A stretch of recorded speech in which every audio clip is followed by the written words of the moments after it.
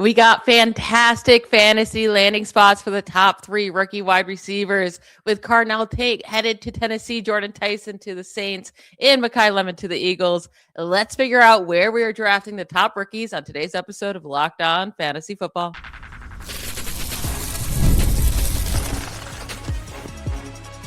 You are Locked On Fantasy, your daily NFL fantasy podcast. Part of the Locked On Podcast Network, your team every day.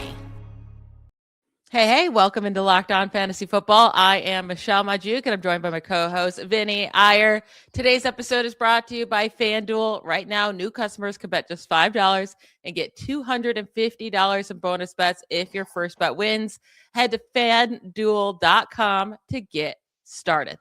All right, day one of the draft is over with, and we got 10 offensive skill players already off the board on night one.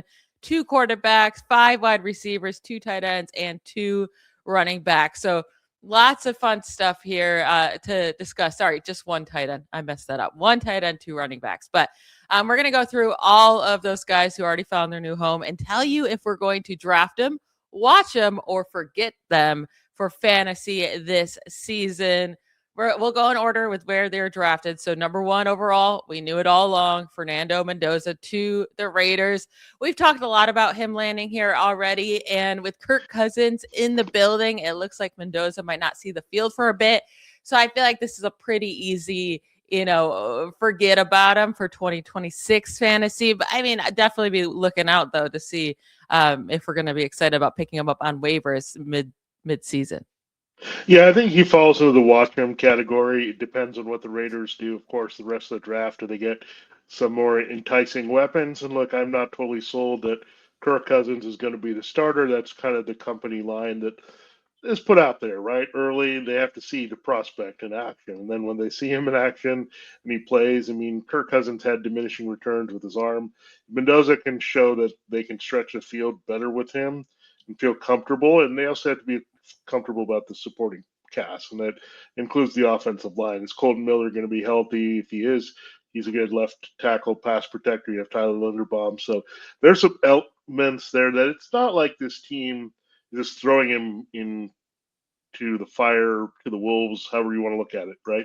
There's a good support system there. You got the tight end, rookie security blanket extraordinaire. Ashton Genty, you can check down to him. Clint Kubiak's offense.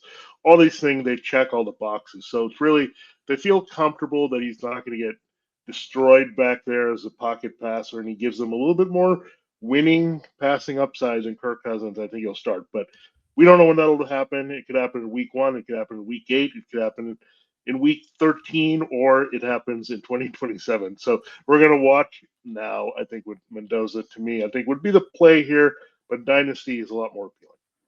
Now, we had the first, I mean, I guess it's not necessarily a shock because they were being reported to be connected to him over the last week, but official Jeremiyah Love goes to the Cardinals. I thought that could have been more of a smokescreen trying to get the Titans to move up, but they went with him, and I think now, it would have been easy if he went to the Titans, right? Would have been such an easy pick this upcoming year, even as a rookie. But with the Cardinals, they signed Tyler Algier. They still have James Conner. We saw how much Algier annoyed us with Bijan Robinson there the first couple of years. So I don't know if that will be the same. But then also, do the Cardinals have a good enough structure around Love, or is this going to be another Ashton Genty situation from last year with the Raiders? The Cardinals had the 4th worst run blocking offensive line last year, according to PFF. Only the Raiders, Saints, and Chargers were worse, according to them, in run blocking. And there's no real quarterback at the moment that we can feel great about. I mean, I guess Jacoby Brissett, once they figure out his money.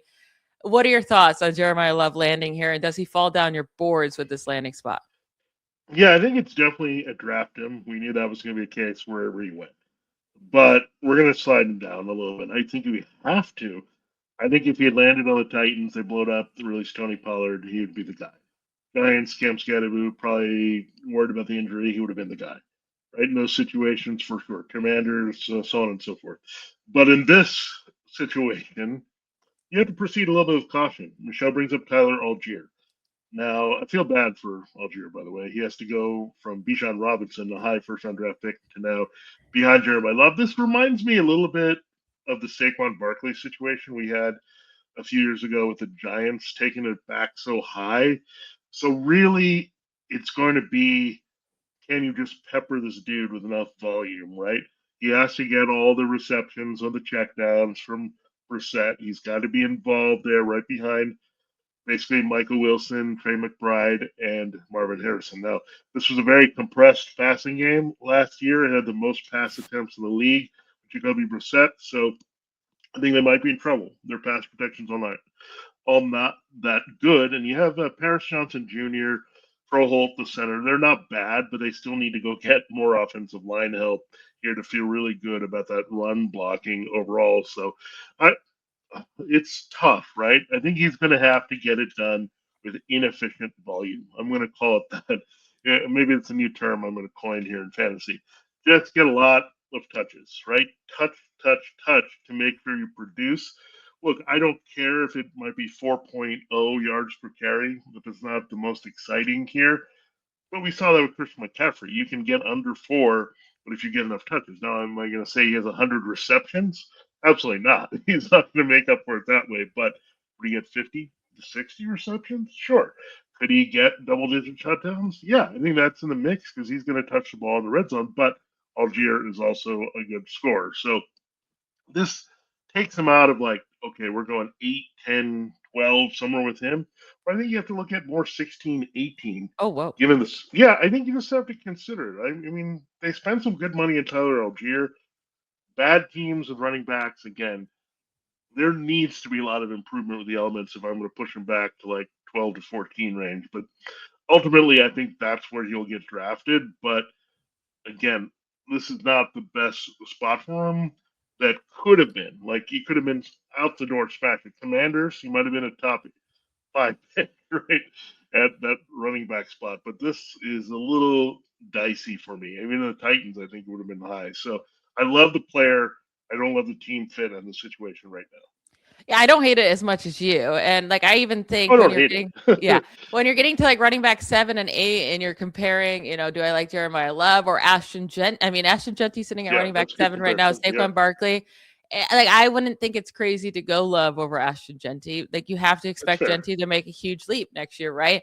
But then Hampton sitting there RB9. I would rather Hampton. I'm just super high on him overall. So Yeah. Ken Walker would be close. So there, I mean, I think it's still fair to keep him into the top 12, but if he landed in an amazing spot, we may have been talking about him like top 6, top 5, right? And that's not going to be the case there with the Cardinals. Now, we got the Titans. They didn't get Jeremiyah Love. Instead, since he went one pick before them, they went with wide receiver Carnell Tate. That was a big shock, too. I mean, they needed a wide receiver, right? A true wide receiver one. We like what they did in the draft last year with Alec Aominer and Shamir Dike as 4th-round picks. They were fine. Like, they should be role players. That's great. They still have Calvin Ridley for the moment, right? And but Carnell Tate should be their true wide receiver one. Again, though, with Cam Ward and with, Calvin Ridley still there, I don't know for fantasy in year 1 that he's going to be able to be a top 15 wide receiver. I love Carnell Tate, but if he's going too high in drafts, I'll probably be off of him. But I think he should be somewhere in like wide receiver 25 to 30 range, somewhere in that range with the Christian Watsons and the Marvin Harrison and Alec Pierce, where they have upside. It's just a little bit risky of a situation. Yeah, I do have, okay, for Love, I have him as a borderline RB1, RB2.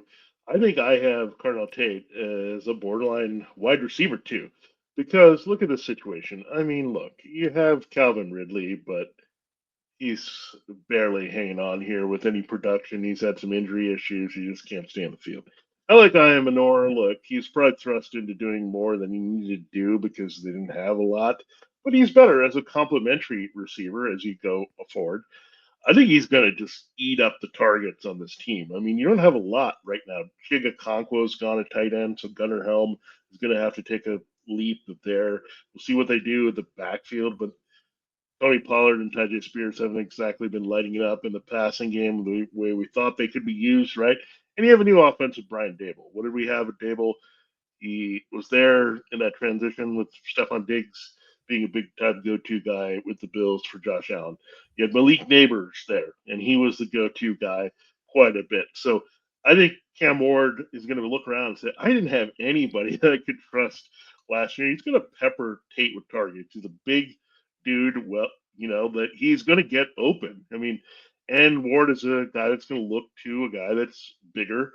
Kind of use him in that kind of tight end mode where he can stretch the field only on the outside and also throw to him in the red zone. So I think it's a pretty good landing spot. I actually think it's better than the Browns because I don't believe as much in Shedeur Sanders. I do like Cam Ward and the upside. We've talked a lot about him. Really, he could have gone to any of those young quarterbacks.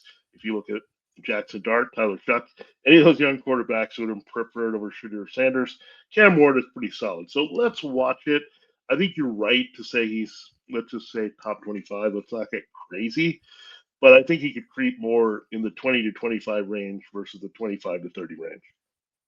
Very fair. We did get a wide receiver to go join Tyler Shuck here with the Saints. We'll talk about Jordyn Tyson and our expectations for him in year one right after a break.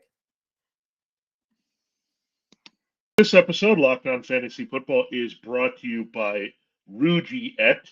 The NFL Draft is here. We're into the second round, day two, second round and third round, where preparation meets opportunity and every decision matters. It's all about being ready when your moment arises and comes, and it's come for all these draft picks, the 32 in the first round. These teams are all on the clock. And that same mindset applies off the field, too. That's where Rugiet comes in. Rugiet offers treatments designed to help you feel ready and confident when it matters most. Their top option, Rugiet Ready, is a mint that dissolves under your tongue with clinically proven ingredients and works quickly, often in about 15 minutes, and can last up to 36 hours.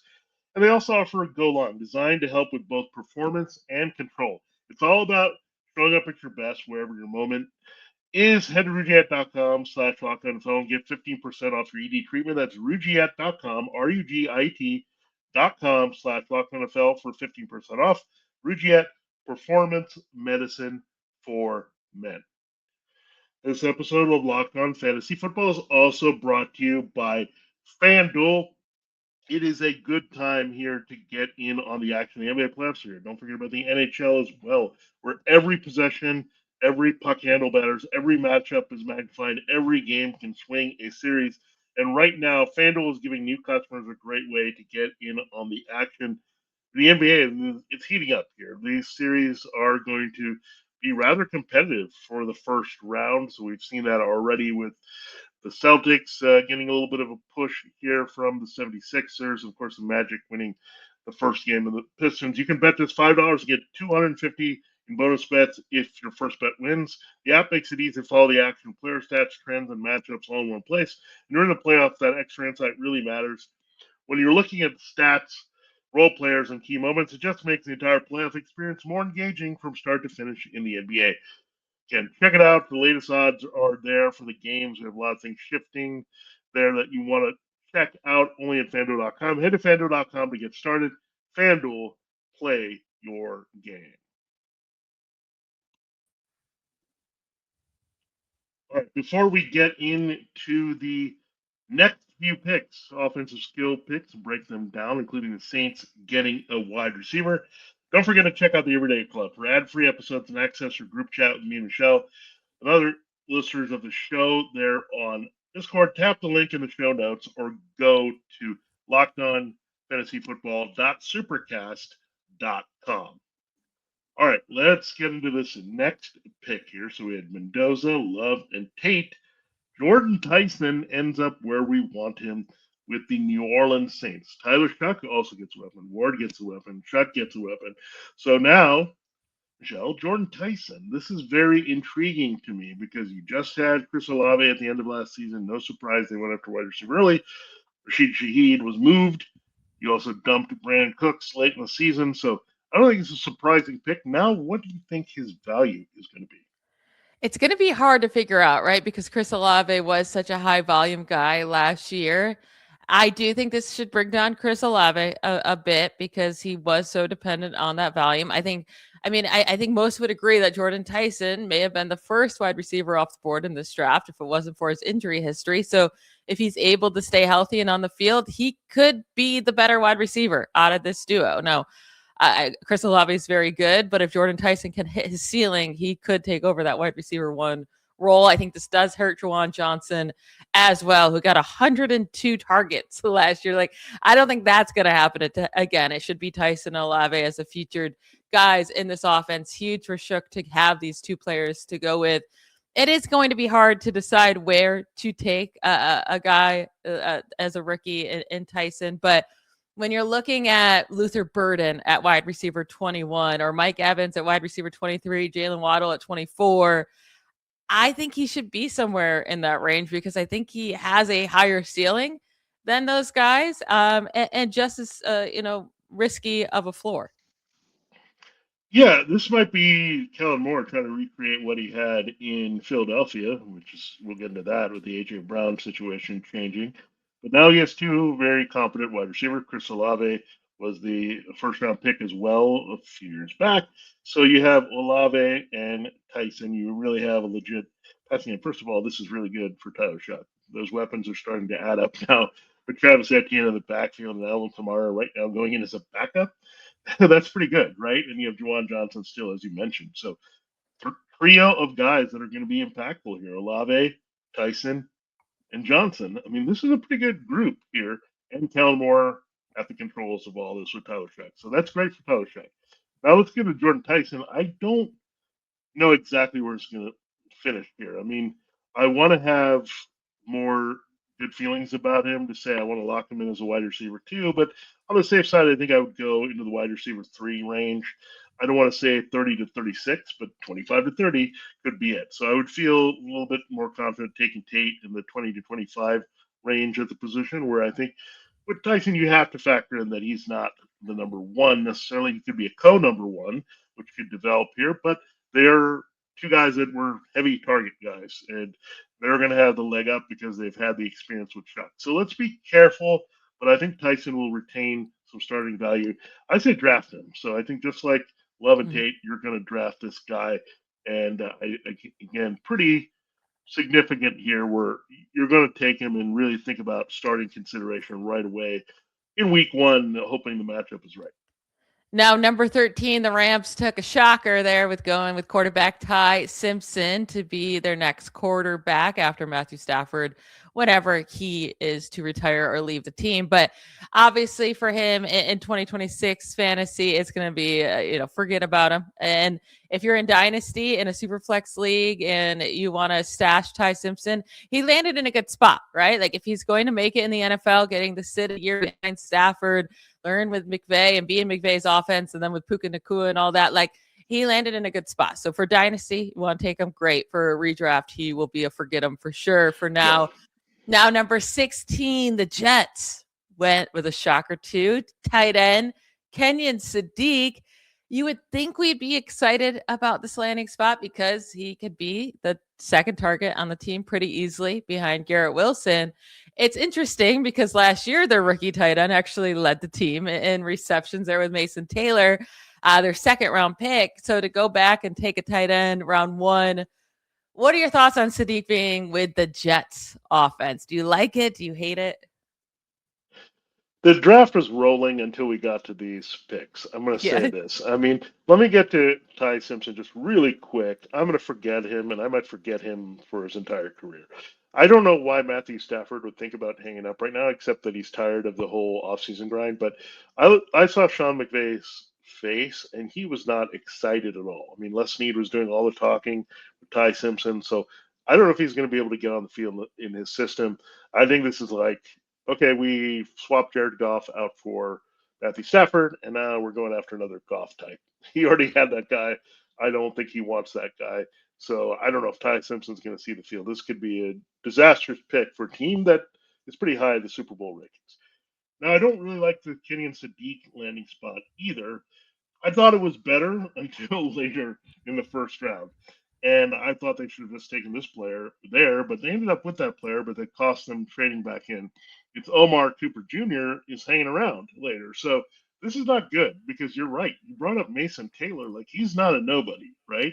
He was a pretty good athlete that they were high on last year. This unfortunately kills any sleeper value for him. So now Sadiq has to compete with him. I'm not feeling it here. You talked about a lot that Eli Stowers might end up in a better spot, and it could happen. Like, if he goes to Denver in day two, like, he's going to be a lot more appealing as a rookie tight end. We saw that McBride didn't go in the first round, and he emerged eventually. It took him a year, but I don't see Sadiq being set up for a Sam Laporta, Brock Bowers, Kyle Pitts immediate production. I don't see it in this situation. First of all, it's the Jets. Geno Smith, how many mouths is he going to really be able to feed consistently and well, right? And he's getting older. This offensive line needs work. I don't like it at all. So I'm going to go back to back forget-ems on these guys. I don't think I want to draft Sadiq. I think it's a wasted pick here. There's some other tight ends with upsides. I mentioned Helm. I might look at some second-year guys and Stowers if he lands in a really good spot here. So I think I have too many options at tight end, Michelle. I'm not going to force myself at a rookie at a position where sometimes they wait until year two to come through.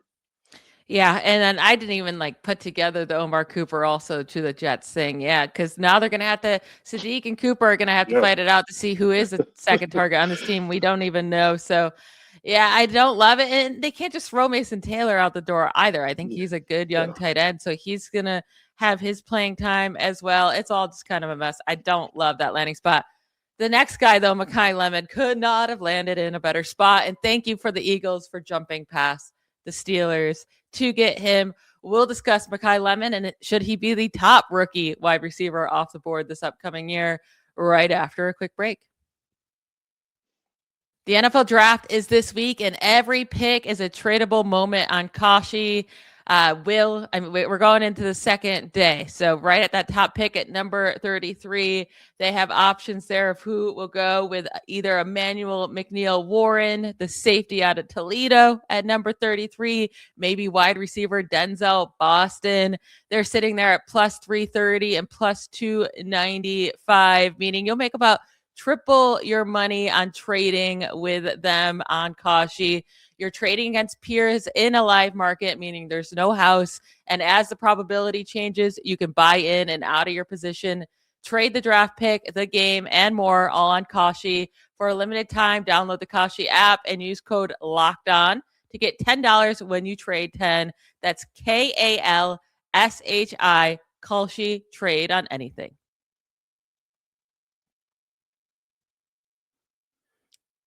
All right, we had Makai Lemon go to the Eagles. They trade up. The Steelers were apparently on the phone with Lemon saying, we're going to take you if you're there.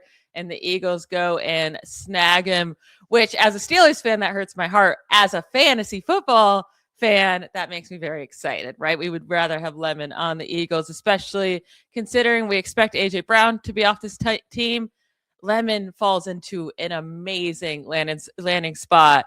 And maybe possibly the best one out of these top three guys. Yeah, if we need any confirmation on the A.J. Brown out of the Eagles rumors, I mean, this pretty much provides it, right? I mean, they had many ways to go. It's not just, okay, we're going to take the best player available. Lemon could have gone a few picks earlier, but they also traded up to get him. That says goodbye, A.J. Brown. Now, the interesting part is that Makai Lemon is a little bit different than AJ Brown, right? It's not just going and getting a replacement for him. It's not like when you recall when AJ Brown was traded, the Titans used that very pick on Traylon Burks. It didn't work out, but there was a lot of comparisons physically to AJ Brown. Well, right now, Makai Lemon is very physically similar to Devonta Smith. I think the one thing he's a better, more natural slot receiver than Devonta Smith. So they could also be changing the way they're approaching this offense. You have Sean Mannion taken over. We'll see what they do at tight end behind Dallas Goedert, but you could see a lot of 11 personnel where they use like a Dontavian Wicks to be on the outside, but usually use Lemon and Smith to be more used as the higher targeted receivers here for Jalen Hurts. I don't hate it. I think just temper your expectations. I don't think it's going to be, okay, A.J. Brown's gone. Someone's got to replace him. Lemon's going to pick up that production. I think Devonta Smith gets a bump here. Don't forget about Wicks. I mean, he had some big games with the Packers. He's not just a throwaway guy right on the outside. He can do things. And Dallas Goedert is back. So I want to be very careful. I think you definitely draft him. This is a situation where you're going to have the vacated targets with A.J. Brown. You draft him. I think you have to wait and see, however, before you play him. I think he could be a wide receiver 3 at some point and give you that return. But I think at first you draft him as a depth guy at wide receiver 4 and go from there and see what his role develops to be in this Eagles offense. Again, everything's in transition here, and Jalen Hurts is going to have to get used to know A.J. Brown as well. I'm actually much higher than on Lemon than you will be. I'm really excited for him. I think Devonta Smith should probably still be the first Eagles wide receiver drafted for next year. But with what Lemon can do with the ball in his hands, right, and after the catch, I do think he can be special right off the bat. So I think I'm gonna be higher on him than you are. But we will have plenty of time to debate these rookie wide receivers as we go throughout this offseason. Now we got the Browns ruining one of the wide receivers, right? And the Jets. We already talked about Omar Cooper landing with the Jets at number 30, but Casey Concepcion goes before Omar Cooper Jr. at number 24 to the Browns. The Browns desperately needed a wide receiver, right? And it's a spot that a rookie wide receiver can go to and instantly get 130 plus targets. But is Casey Concepcion that type of player, right? Can he fix his drop issues with Cleveland, with Shedeur Sanders as his quarterback, or Deshaun Watson, or whoever it may be? I don't know, because we were saying with Concepcion, a lot of what his value is going to come down to is what quarterback and offense he's in, and he may have went to the worst one. Yeah, I'm going to put him in the watch him column. I'm not going to be targeting him in drafts, but he does have some upside for the future. We'll see what they do. I mean, right now they have Jerry Jeudy, Isaiah Bond, and Cedric Tillman would be their top 3 receivers. If you don't factor in Concepcion, of course, Harold Fannin Jr. has the best chemistry and is really the go-to guy, I think, for Shedeur Sanders no matter what. So where does Concepcion fit in the pecking order of those others? It's a problem because I think he was better playing off a number 1 receiver versus being the number 1 receiver. That's putting a lot of burden on him to get open. He's a playmaker, but he's not that route runner like a Carnell Tate or a Tyson who's going to manufacture himself open, right? That's not going to happen. He needs to be like used by Todd Monken. So we know Monken had Zay Flowers, so maybe there's a bit of that kind of skill set, but then Zay Flowers is not exciting in fantasy even when he produces. So this is a much worse situation. Zay Flowers at least has Lamar Jackson. So I'm going to watch him because he's got a lot of talent, and the Browns don't have a lot of receivers, but that's about it. Like, I think just watch him. He could be a waiver wire ad if he takes a bigger role in this team, and depending on what they do with those other receivers. It feels a little bit like Kadarius Toney to the Giants, and relying on Toney to take, but hopefully Concepcion doesn't have, all the issues in the head too, like Toney seemed to have. But number 30, the last wide receiver off the board was Omar Cooper to the Jets. We talked about this. He's going to have to compete with Kenyon Sadiq, which I think, and Garrett Wilson's still the top guy, and the whole offense, we don't really know what it's going to look like with Geno Smith. I think that makes him a wait and see, right? Watch him. I will say it's interesting the Browns decided they like Casey Concepcion more. I think it's interesting the 49ers, Bills, and Chiefs all had opportunities to take him, and the 49ers and Bills just kept trading back to be like, no, not me. And they didn't want to go with him. So I think Omar Cooper just has to be a watch him. Unfortunately, just not the best landing spot for him. Yeah, and we also had 2 teams that didn't go there that we thought were really going to attach themselves to wide receivers, the Dolphins, after moving Jamwell and Tyreek Hill, so they're going to have to do some work at that position in the rest of the draft. And the Giants, of course, they're rumored to take Jordyn Tyson potentially early, but then went in a different direction with Arvell Reese, who slipped a little bit to them and didn't go back, and they went offensive line with their next pick. So this was a little bit terrible for Cooper in terms of the landing spots. I feel bad for him because I think he deserved a little bit better team, including maybe reuniting with Fernando Mendoza at the Raiders if he was going to fall this far in the first round. Why couldn't he fall into the second round? The Raiders gone up and got him instead. So I want to watch him. He's too talented not to watch, but Yeah, the Jets had to jump on him because he was falling, but I wish they had not gotten Sadiq too, which clouds the situation more. Now, I did, however, Michelle, like that last pick, Jadarian Price of Seahawks. So, what say you about that? It surprised me, but then again, it didn't because they were not going to be able to get him in the second round. Yeah, they basically went with we're gonna reach because it's a huge need, right? Zach Charbonnet, who knows when he'll be back? Maybe Right? mid-season. They lost Kenneth Walker, so I mean, Jadarian Price is going to walk in to probably a starting gig with the Yeah. Seahawks here in Week 1. Now, I mean, he's a total wild card. We don't know if he can handle a big workload. He's never had to do it with Notre Dame because he's behind Jeremiyah Love. We like the talent. We like his skill set. We'll see how that produces in the NFL as a lead guy. But yeah, definitely where his landing spot makes him a big draft him, right? Like not going to get too crazy high, but right now sitting at like running backs 29 through 32 are Jalen Warren, J.K. Dobbins, Rico Dowdle, Tyler Algier. I'm fine with putting him in that group or around there, or even like in the RJ Harvey, Chuba Hubbard, Bashal Tootin group. I'm not going to get crazy high on him, but at the same time, he's definitely going to be a must draft guy. Like he's going to be going in drafts next year. And I think he's a viable pick. Yeah, previously the Seahawks depth chart with Charbonnet recovering from the knee injury, by the way, late in the playoffs, suffered, so it's going to need some time to recover. You had Emmanuel Wilson, who was Josh Jacobs' backup with Green Bay, and George Holani, who, whatever, was like just a deep reserve on their team last year. So they didn't have anything here. So this is not Rashad Penny part two. Penny eventually did produce for the Seahawks, but not for a long time and not for very long, right? This is not the part two of that. I think they said, look, we're going after the Super Bowl. It's kind of interesting, right? The Cardinals make the luxury pick early from the Notre Dame running back. The Rams make a pick for the future. The Seahawks say, hey, we lost Kenneth Walker. We want to repeat. Let's just go get the back we like here. So I do respect that. They said, look, we don't have a lot of weaknesses on this team. Let's go take care of the one thing we're worried about. He's a great fit, by the way, for the zone blocking system. You got Brian Fleury coming over from the 49ers, keeping that mentality that Clint Kubiak had. So this is a draft him, and we're going to watch this carefully, Michelle. This is a good experiment. Love is the superior talent, same college program, same division, but he not in the same spot to produce. Price doesn't have the same competition. He's very talented. He's on a better team. Love is on the worst team, has a little bit more competition, and not the best offense overall, right? So this is going to be an interesting experiment. We're going to have probably a lot of debates as we get closer, but yeah, it'll be very interesting to see where Love and Price end up as rookies because again, if Love was on the Seahawks, I might be way more excited about him and like way on Price if he was with the Cardinals. So something very interesting to watch, and we have a lot of time to look at that. Oh, yeah. We have so much time.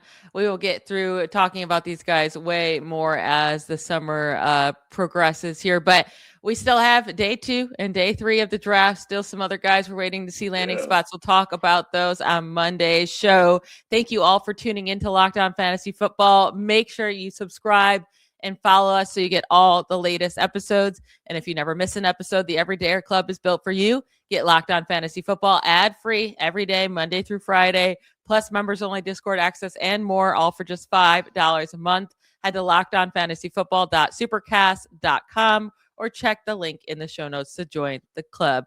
Have a great weekend, everybody. Bye, y'all.